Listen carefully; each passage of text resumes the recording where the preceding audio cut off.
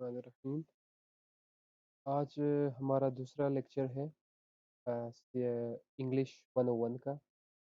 तो अगर हम रिवाइज करें पिछला हमारा लेक्चर, तो वो हमारा था डिक्शनरी के बारे में कि हम डिक्शनरी को कैसे यूज़ कर सकते हैं, तो उसके यूजेस क्या है और उससे हम क्या फ़ायदा ले सकते हैं। ठीक है, उसके बाद हमने दो स्टोरीज पढ़ी थी, एक रेवन और गल की, और दूसरा हमने पढ़ा था एक कंट्री माउस की और एक टाउन माउस। तो उसके बाद हमने कुछ आंसर्स किए थे, क्वेश्चन एंड आंसर्स। तो उसके बाद हमारा आज दूसरा टॉपिक है प्रोनाउंसिएशन का। ये हमारे इंग्लिश 101 का। तो प्रोनाउंसिएशन क्या है, ये डिक्शनरी यूज़ करने का सबसे मतलब पहला फ़ायदा है कि हमें प्रोनाउंसिएशन करने का पता लग जाए। तो हम स्टार्ट करते हैं अपना लेक्चर।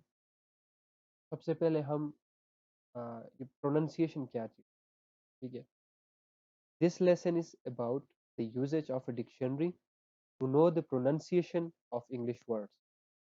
अब इस लेसन में हम क्या पढ़ेंगे कि हम चीज़ों को कैसे प्रोनाउंस करते हैं। इंग्लिश में सबसे ज़रूरी चीज़ प्रोनाउंसिएशन होता है।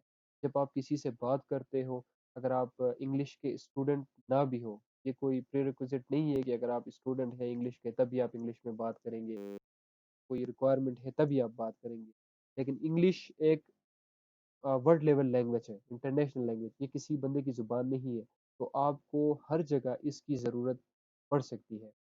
तो इसलिए प्रोनाउंसिएशन सीखना ज़रूरी है, जनरल भी ज़रूरी है और कोर्स से रिलेटेड भी ज़रूरी है। तो फॉर एग्जांपल अगर हमारे पास एक वर्ड लिखा हुआ है, ये इसको आप कैसे, ये वैसे अगर लिखा हो, इसके अलावा अगर लिखा हो ये, ठीक है, इसके अलावा अगर लिखा हो तो आप इसको क्या प्रोनाउंस करेंगे? कोरस, चोरस, हम बोलेंगे चोरस, ठीक है।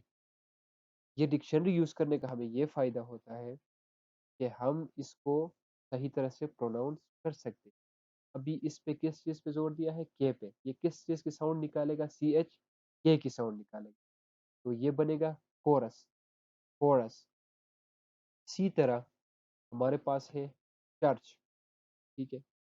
तो कोई इसको बोलेगा कर्च, अगर ये हमने के साउंड निकाला है के लिए, तो कोरस बना दिया के लगा के हम। और अगर हम इसको भी, फिर तो ये भी कर्च बन जाएगा। लेकिन डिक्शनरी का हमें ये फ़ायदा है कि वो वर्ड के जो प्रोनाउंसिएशन है उसके डिफरेंशिएशन का हमें बताता है कि ये वर्ड ऐसे प्रोनाउंस होता है और ये वर्ड ऐसे प्रोनाउंस होता है। अभी इसके साथ चे, इसको हम कैसे प्रोनाउंस करेंगे? चे। जिस तरह चर्च, इसको हमने क्या प्रोनाउंस किया था? कोरस। इसको हमने प्रोनाउंस किया चर्च, ठीक है। इसी तरह से अभी हमारे पास है, कोई इसको बोलेगा, अगर ये हमारे पास नहीं दिया हुआ है, ठीक है, तो कोई इसको बोलेगा राटन, या कोई इसको बोलेगा राटियन, ठीक है। लेकिन अगर हम डिक्शनरी यूज करेंगे तो वो हमें बताएगा कि इसकी प्रोनाउंसिएशन कैसे होगी। ये शे की आवाज निकालेगा, एस एच। ये जो टी आई ओ एन है, ठीक है, ये किसकी आवाज निकालेगा? शे, राशियन, ठीक है, ये बनेगा राशियन। इसी तरह मशीन है हमारे पास, अगर ये हमारे पास ना हो, डिक्शनरी में अगर ये हमें ना दिया हो, तो हम इसको कैसे प्रोनाउंस करेंगे? मशीन या मचाइन, ठीक है। हमें तो नहीं पता प्रोनाउंसिएशन इसकी क्या है, लेकिन अगर डिक्शनरी हम यूज़ कर रहे हैं तो वो हमें बता देता है कि इसकी प्रोनाउंसिएशन कैसे होगी। जिस तरह मशीन, ठीक है। तो ये चार वर्ड्स मैंने आपको बता दिए, इनकी प्रोनाउंसिएशन आपको बता दी। कोरस, चर्च, राशियन, मशीन, ठीक है। ये प्रोनाउंसिएशन, बेसिकली प्रोनाउंसिएशन की डेफिनेशन आप इधर से अंदाज़ा लगा सकते हैं कि प्रोनाउंसिएशन इंग्लिश में कितनी ज़रूरी है, ठीक है। उसके बाद हमारे शॉर्ट वॉवेल्स, लॉन्ग वॉवेल्स और डिफ्थॉन्ग, ठीक है।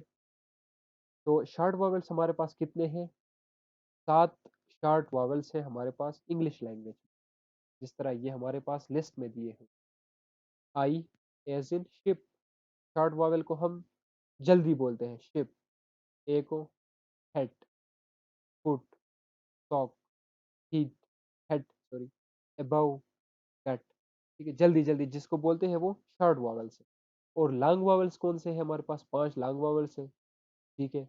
ए ई आई ओ यू, इसकी प्रोनाउंसिएशन कैसे होगी?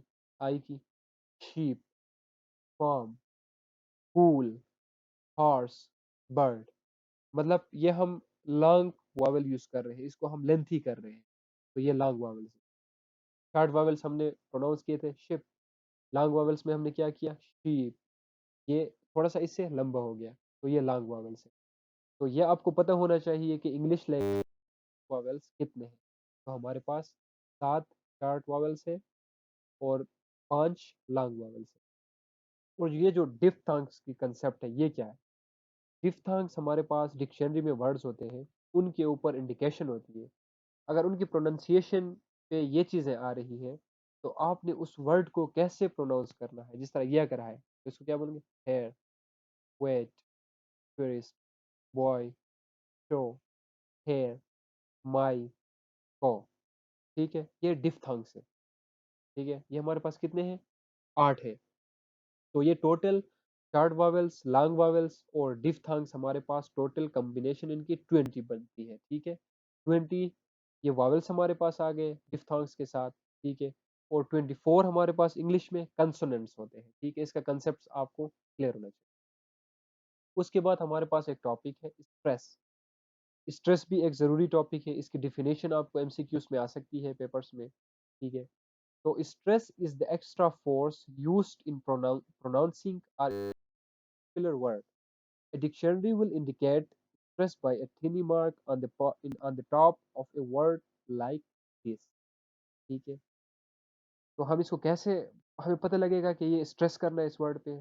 जब हमारे पास कोई वर्ड दिया होगा, अभी मदर का वर्ड आप सर्च करें डिक्शनरी में, तो उसके ऊपर जिस अल्फाबेट के ऊपर ये निशान आएगा उसको हमने स्ट्रेस करनी है। ठीक है, अभी मदर के केस में मदर, टी एच के ऊपर स्ट्रेस है हमारा मदर। टेबल, टी के ऊपर स्ट्रेस है टेबल। आफ्टर, टी के ऊपर हमारा स्ट्रेस है। ठीक है, तो ये आपको इधर से समझ लग जाएगा। In this examples the first part of the word is stressed.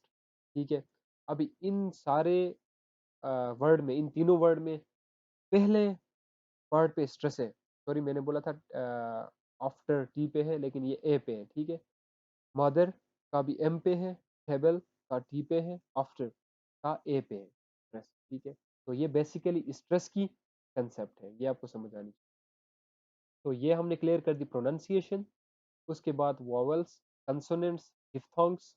उसके बाद तीसरा स्ट्रेस। उसके बाद a passage computers in our daily life, तो ये हमारा रहता है। ये हमारे हैंडआउट्स में है हमारे पास, इसको आपने रीड आउट करना है। ठीक है, computers in our daily life, इसको आपने रीड करना है। ये छोटा सा एक पैसेज है कंप्यूटर्स के बारे में, है कि हमारे डेली लाइफ में कंप्यूटर्स का क्या रोल है। तो ये आप पढ़ें, ये आपके नॉलेज में इजाफा करेगा। ठीक है, इससे आपको फ़ायदा होगा। तो टोटली हमने एक छोटा सा लेक्चर था, ये 10 मिनट की लेक्चर है। ठीक है, इसको आप लाजमी पढ़ें और इसको आप अगर समझ नहीं आता तो दोबारा पढ़ ले, क्योंकि ये बेसिक्स है बिल्कुल। ये वावल्स का कंसेप्ट, डिफ्थोंग्स, प्रोनाउंसिएशन, ये बिल्कुल बेसिक्स है। इनको आपने अच्छे से पढ़ना। ठीक है, ये आपको जब समझ आएंगे फिर ही आगे आपको डिक्शनरी यूज़ करने का पता लगेगा। आप ये